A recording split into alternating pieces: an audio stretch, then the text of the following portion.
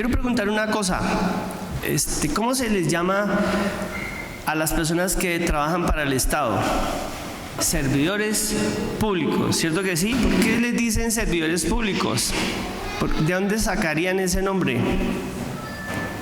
Servidor público. Entonces dice, bueno, pues porque es una persona que sirve al público. Hoy quiero hablar de política. A algunos les gusta ese tema. Es fastidiosamente excitante para algunos el tema político.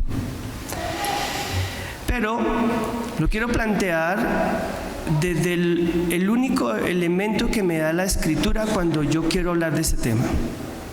¿Ya? Bien, la definición de política es un poquito extensa.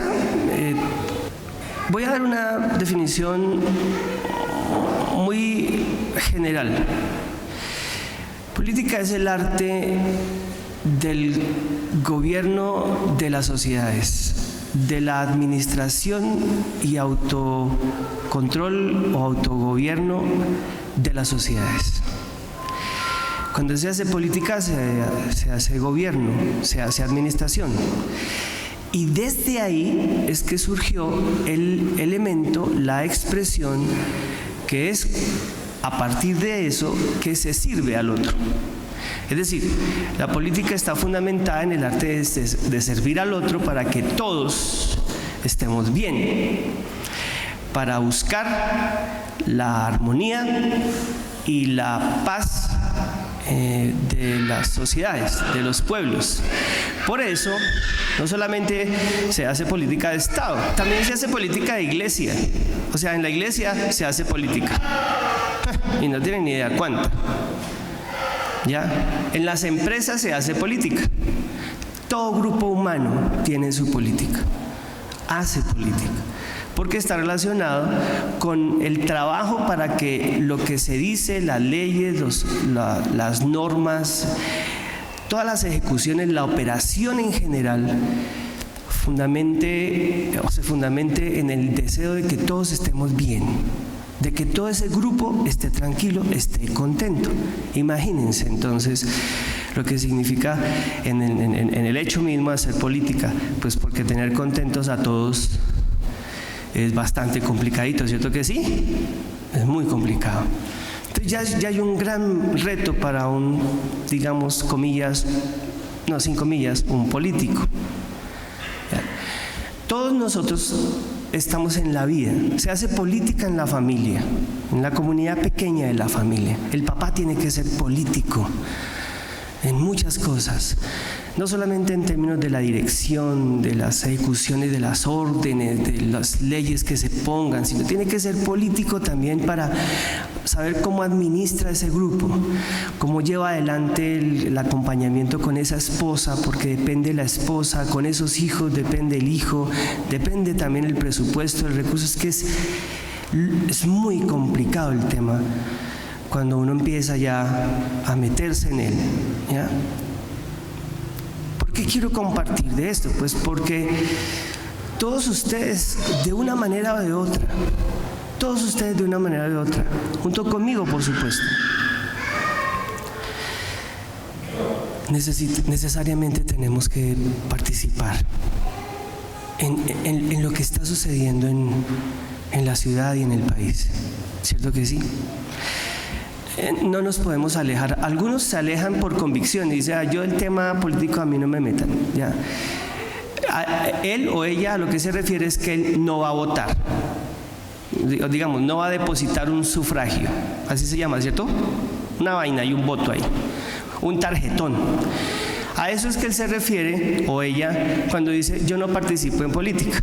Eso es lo único que él tiene como opción, pero en lo demás él va a tener que participar. ¿Está bien? Porque está en una sociedad en la que se tiene que mover. Entonces, de alguna forma él va a participar de todo lo demás. Para la elección seguramente se exime, pero para lo demás sigue participando. Compra, vende, va, viene, habla, opina, comparte, en todo lo demás va a seguir participando. Es muy difícil alejarnos porque tendríamos que ser pues simplemente otros seres humanos con otras dinámicas. Pero tengo una gran inquietud y la quiero compartir a ustedes como a la iglesia porque es mi responsabilidad. Cuando la gente se pregunta, faltándonos mes y medio para las elecciones, unas elecciones importantes, a todas estas, ¿qué es lo que se va a elegir en octubre? Alcaldes, gobernadores, diputados, ediles, concejales, ¿cierto que sí? Asambleas y consejos, alcaldes, gobernadores. ¿Importante eso? Ay, por Dios, hermanos. Pero claro que sí, pero claro que sí. Los diputados son los que ayudan, acompañan la gestión de un gobernador, los concejales de un alcalde, o sea, de verdad, y los alcaldes y los gobernadores, pues por Dios, tienen una altísima y grandísima responsabilidad. ¿Cuál es el principio cristiano de la política? Porque saben, a mí me preguntan, pastor, ¿y entonces por quién votamos? Ay, a mí no me moleste con eso. Pastor, ¿y entonces a quién le vamos? Entonces yo dije, bueno, hagamos una cosa. Voy a hacer una predicación para que ustedes tengan una idea, unos parámetros por quién tienen que votar. Y de hecho, unos parámetros que les diga y les indique a ustedes y a mí qué significa hacer o manejar política en la iglesia. En la iglesia. Tenemos que responder, ¿qué es lo que el Señor nos encargó? ¿Ya? Porque ¿qué es lo que tenemos ahora? Tenemos una iglesia política o politizada, o en la iglesia hay una política, la política de la iglesia. La política es básicamente la manera de ser, de gestionar, de servir. Por eso se llaman servidores públicos. El Estado, a través de sus servidores públicos, ejerce su política. ¿Entendido? O sea, cuando usted está allá en ese lugar trabajando, usted está respondiendo a unas políticas de Estado en el servicio que usted está dando. Así sea en la última de las ventanillas de cualquiera de las entidades públicas. Usted está ejerciendo como servidor una política de Estado. Como lo haga ya usted. Son 5 servidores públicos que están acá. Pero van a mirar ustedes que estos 5 servidores públicos tienen una pequeña diferencia con los demás servidores que están allá afuera. Y es que usted es cristiano. Todos los que estamos pensando en ir a votar, tenemos que estar pensando en ir a votar dentro de la dinámica de lo que significa un servidor público. El primer servidor público, el más alto servidor público es el presidente de la República. Los senadores son servidores públicos. Los representantes son servidores públicos. El policía es servidor público. Todos son servidores públicos. Toda esa gente está para servir al otro. ¿A qué se les parece eso? Eso está en la Biblia, por Dios. ¿Quieren que lo lea otra vez? Eso está en la Biblia, para que ustedes noten dónde está el matiz. Cuando ustedes preguntan, o cuando se pregunta uno, Señor, ¿por quién tengo? ¿En quién tengo que pensar? Versículo 13. No oprimirás a tu prójimo, ni le robarás. O sea que uno tiene que votar por un servidor público que se garantice en la medida de lo posible usted que el personaje no oprimirá al prójimo ni lo robará. ¿Se les aclaran las cosas? Muy bien, sigamos. No retendrás el salario del jornalero en tu casa hasta la mañana. Retener el salario del jornalero es quitarle al jornalero lo que le corresponde a él. Teniendo la posibilidad de pagar, el tipo en la finca le decía, ¿ya trabajó? Sí, señor. Bueno, venga mañana por la paga. Teniendo la plata ahí. No votemos por las personas que que están aliadas con el poder económico, con los que están muy cerquita. Es que mi oración esta mañana fue: Señor, yo no quiero dar nombres, pero, o sea, están así en la punta de la lengua, o sea, me encantaría que leyeran mis pensamientos en este momento. O sea, aquel que le dice a usted que tiene su plata, que tiene su dinero, pero no se lo quiere entregar ahorita. ¿Se acuerdan quiénes hacen eso? Los que tienen su dinero y se lo entregan cuando se les da la gana. Y trabajan con ellos, y trafican con ellos, y hacen otros negocios con su dinero. Hasta puentes. Con su dinero. Pero cuando usted lo va a reclamar, tiene un montón de elementos. Este es: no votes, mejor dicho, esta es la aplicación política del ejercicio de nuestro derecho. No retengas el salario del jornalero en tu casa hasta la mañana. No tenga dinero que no es suyo, que le corresponde a otro. Y cuando usted está pensando en alguien, ¿por qué no revisa cuál es el principio de esa persona en relación a lo honesto, a lo solidario, a lo generoso? No maldecirás al sordo, y delante del ciego no pondrás tropiezo. ¿Qué significa eso, hermanos? Que al caído, entonces hacer un plan de desarrollo para afectar sobre todo a los estratos 0, 1 y 2 y beneficiar a los estratos 5 y 6. Es a lo que se refiere aquí la Biblia. Eso es poner tropiezo a un ciego y maldecir a un sordo. ¿Ustedes creen que la Biblia, pues así, es solamente es un pasajito que está ahí? No, esto tiene aplicación directa a la vida diaria de nosotros. Directa a la vida diaria con nosotros. No harás injusticia en el juicio, ni favoreciendo al pobre, ni complaciendo al grande.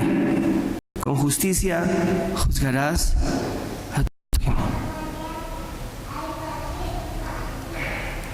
No andarás chismeando entre tu pueblo, ni atentarás contra la vida de tu pueblo. Lo que usted y por el que usted tiene que pensar es justo la persona que sea menos alaraquienta, menos chismosa, más prudente, más tranquila. Les estoy dando elementos, es lo único que puedo hacer. ¿Saben por qué? Porque esto es lo que el Señor nos dijo. Esta es la política de nuestra nación, esta es nuestra ética. El principio general de nuestra ética, es decir, de nuestro comportamiento, y lo que quisiéramos que tuvieran nuestros servidores públicos, del más alto jerarca hasta el más sencillo y humilde, independientemente de quién sean. Ellos deberían tener estos elementos como claros en su vida, en sus discursos, en sus planteamientos, en su hoja de vida. En su hoja de vida. Pero, señoras y señores, ustedes y yo no estamos poniendo cuidado a eso. ¿Saben por qué? Porque usted, como creyente, tiene una política, como ciudadano tiene otra. Usted, como creyente, cree en la justicia y en la honestidad y en el buen nombre y en la rectitud. La cree y hasta la predica. Cuando habla de política, cuando va a votar por un político, elige justo por aquel que es contrario a esa filosofía de vida. ¿Saben por qué? Porque él tiene a mi hermano trabajando.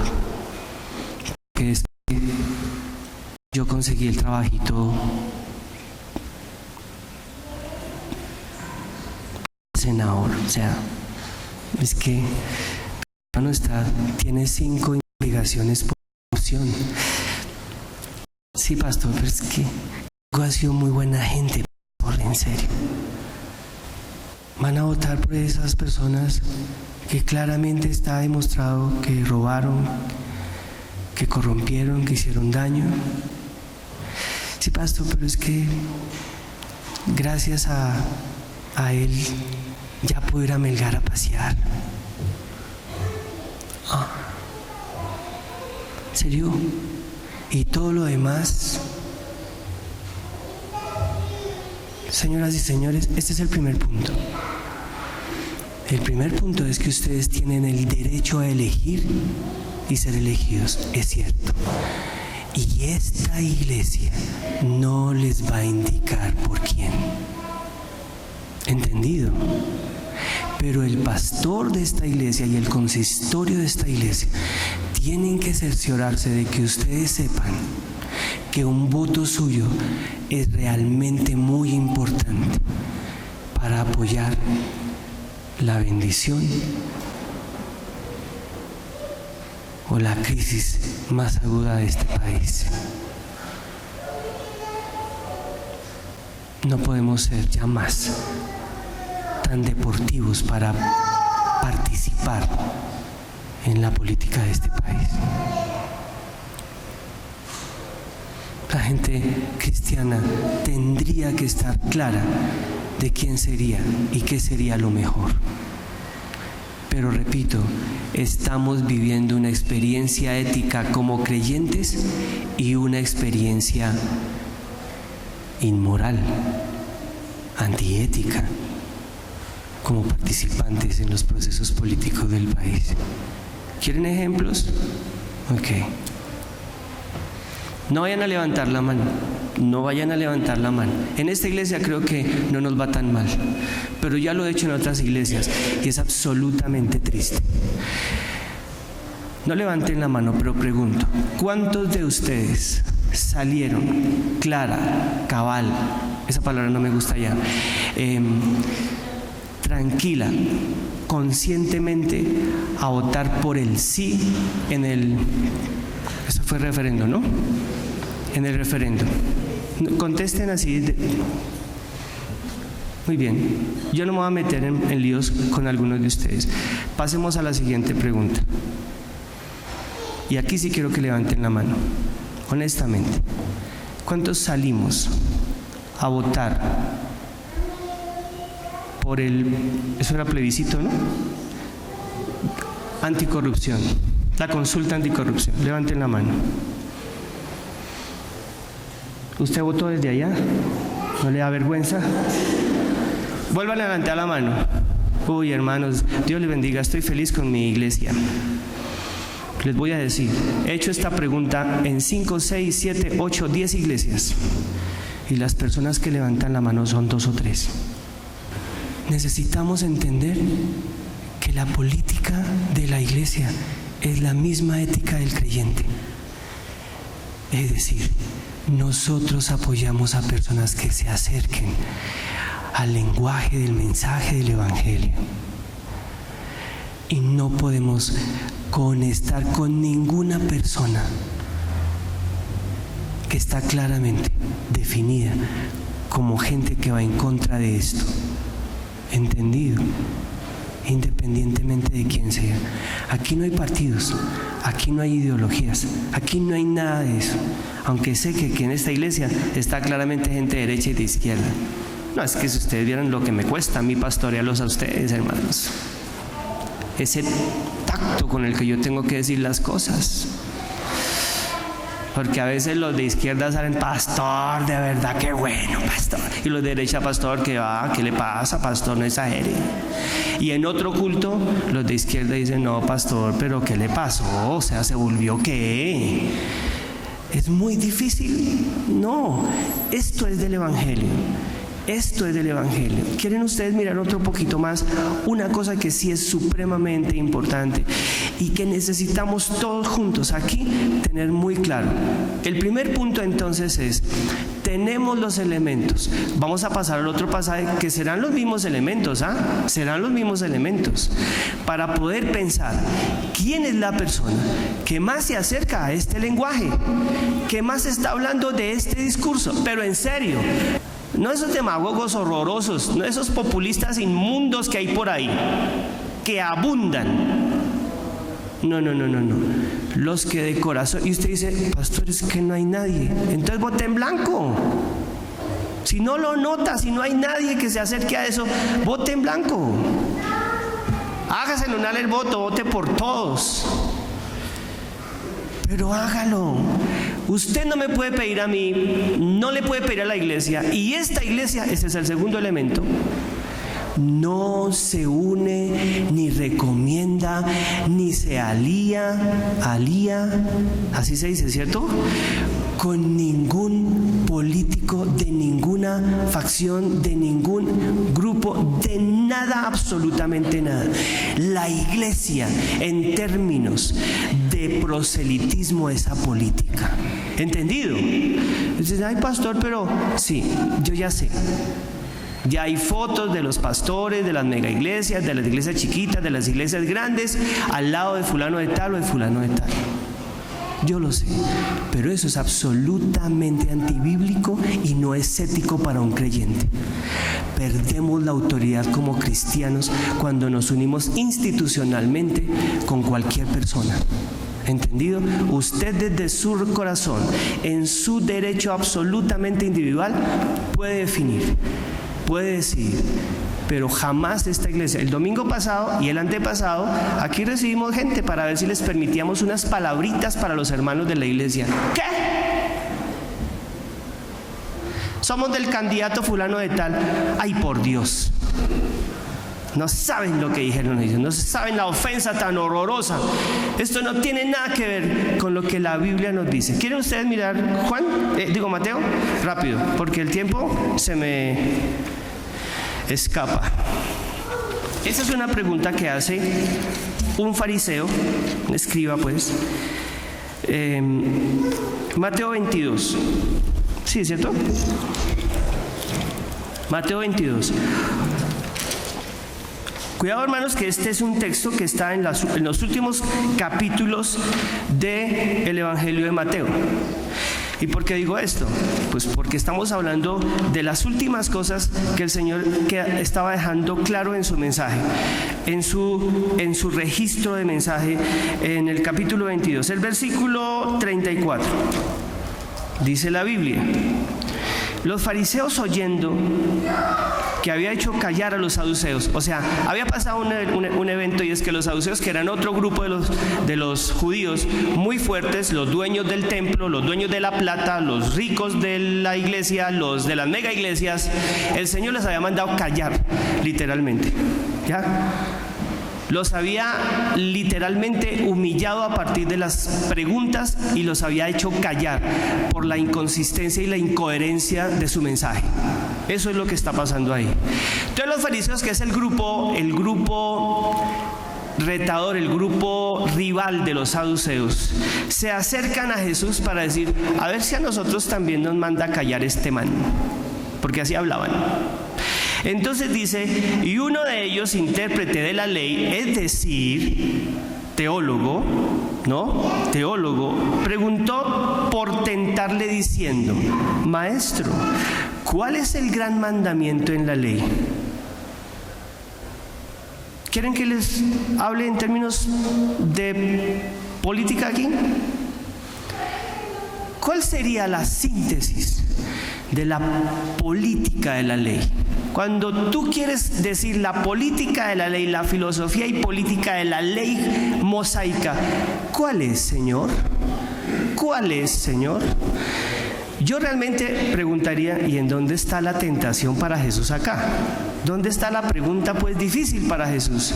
Entonces Jesús dijo: amarás al Señor tu Dios con todo tu corazón, con toda tu alma y con toda tu mente. Nos quedamos sin candidatos. Nos quedamos sin candidatos, porque una de las preguntas que tenemos que hacerle a esos señores y a esas señoras, señores y señoras, a los señores y señoras, ahí está un poquito difícil la cosa, es: señor, señora, ¿usted ama a Dios? No, en serio, ¿lo ama? No la pregunta: ¿cree en Dios? Ay, no. No, usted ama a Dios. Vaya, pregúntele a toda esta gente que está aquí al frente y pregúntele si cree en Dios. Y el otro con el chirriche, pues claro, aunque sí, todos creen en Dios. No. Ama a Dios. Ahora, no solamente ama a Dios, sino cómo lo ama. Miren lo que dice la Biblia: con toda su mente, con todo su corazón, con toda su alma, con todo su corazón, con toda su alma y con toda su mente. Así está traducido de la Septuaginta, ¿no?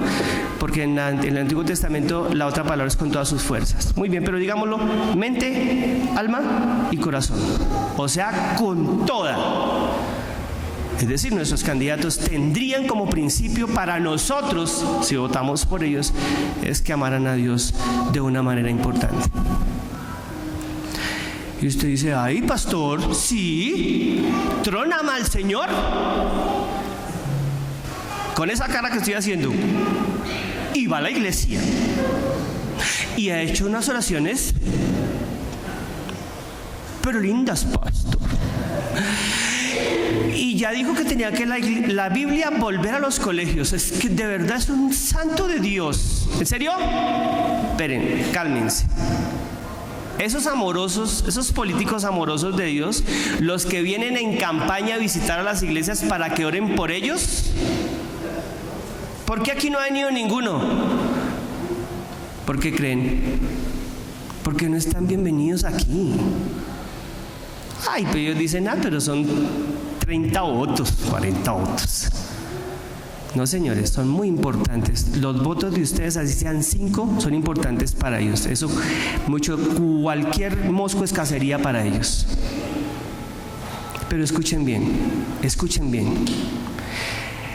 que a usted y a mí se nos olvida que Jesús dijo que la ley, la política de la ley, el centro de la ley estaba fundamentada en: amarás al Señor tu Dios con toda tu mente, con todo tu corazón y con toda tu alma. ¿Y qué sigue? Este es el primer y grande mandamiento. Y el segundo, ahí ya. La gente cree que el segundo es semejante. Por favor, definan semejante. Igual, similar, idéntico. Es tal cual. Y entonces dice la Biblia: amarás a tu prójimo como a ti mismo. Señoras y señores, la Biblia nos ha dicho por quién y por qué tipo de personas necesitamos pensar. ¿Cómo tenemos que ser nosotros y qué tenemos que hacer cuando pensamos en esa cosa de la política? La cosa política, como dice el noticiero. Déjenme puntualizar el segundo elemento.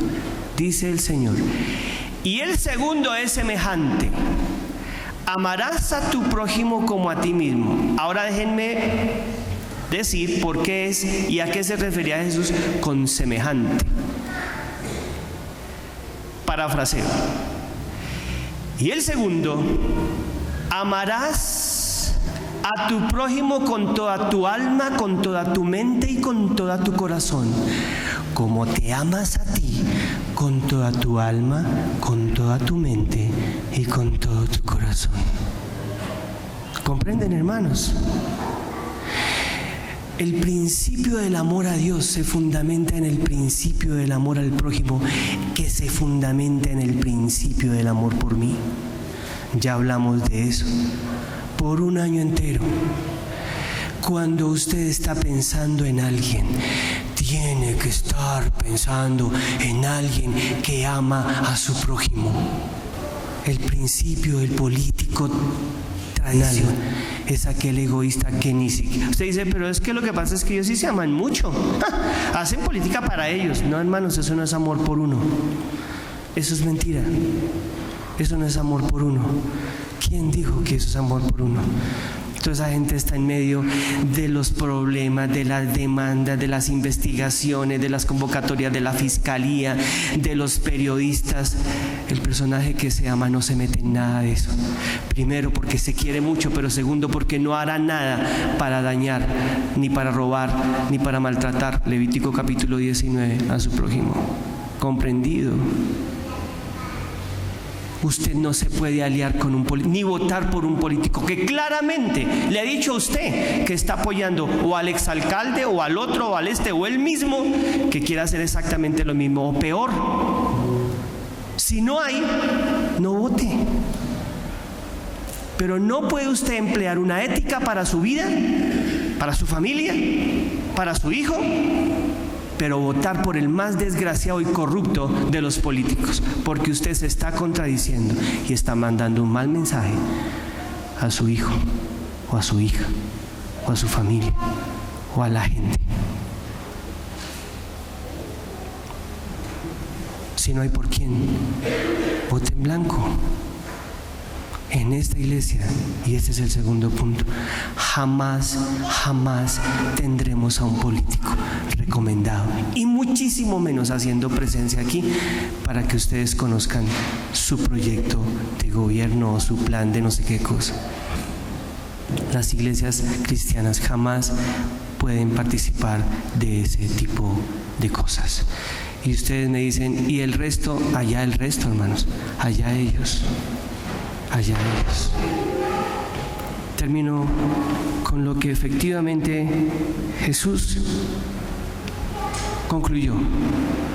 Dijo, estos dos mandamientos, o en estos dos mandamientos, o de estos dos mandamientos, depende la ley y los profetas. Señoras, señores, lo que dijo él, esa es nuestra religión. Esa es nuestra religión. Los voy a dejar cabezones hoy. De pronto tiene que votar porque usted le debe un favor al senador o al concejal. Mira a ver qué hace con su conciencia. Concejal que está abiertamente haciendo dañole a una ciudad, a un país. Bueno, en el caso del concejal a una ciudad, en el caso del senador a una región, a un país. Por Dios, hermanos, por Dios, no ha pasado absolutamente nada en este año, absolutamente nada. Todo lo de la ley todas las cuestiones que estaban trabajadas como un elemento para mejorar todo esto, no ha pasado. Señoras y señores, en medio de todo lo que está sucediendo en este país, usted no puede abrirse. Acaba de suceder una masacre otra vez en Cauca. Acribillaron a una muchacha candidata en el Cauca también, con su familia, con su gente. Por Dios, hermanos, no puede usted seguir haciendo empanadas y en el otro lado haciendo cada una de sus cosas como si no estuviera pasando nada. ¿Y vamos a ir a votar por los mismos? ¿En serio? ¿En serio? ¿Va a ir usted a votar por la misma gente que está generando todo este caos? ¿Por los que no quieren la armonía de este país? ¿En serio? No estoy hablando de una persona, ni de dos, ni de tres. Estoy hablando de principios desde la Escritura que le permiten a ustedes sacar el rigor, el parámetro por el cual usted puede decir, por esta persona creo que puedo votar o no. Pero mientras tanto, dejemos que Dios nos ilumine y usted y yo vamos a orar, porque este país se está equivocando muy seguido y estamos en una situación supremamente complicada. Oremos.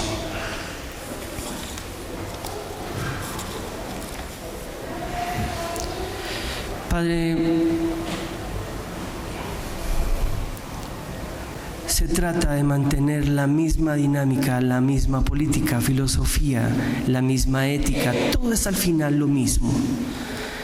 La misma metodología, la misma dinámica, eso es exactamente lo mismo. Amarte a ti y demostrar ese amor a través de lo que yo hago bien por mi prójimo, que termina siendo bien para mí mismo. Déjanos recordar las recomendaciones de Levítico cuando no podemos hacerle daño a nuestro prójimo, no importa que ese prójimo no sea tan bueno con nosotros. Da sabiduría a este grupo que aparentemente es pequeño e insignificante para resultados electorales, pero que es muy valioso cuando se trata de orar, de compartir, de ejercer derechos. Por favor, Señor, que no entremos en contradicciones y en incoherencias, porque lo mismo que vivimos como creyentes será lo mismo que pedimos de los políticos y de la gente que supuestamente va a gobernar. Oramos por Jesús nuestro Señor. Amén.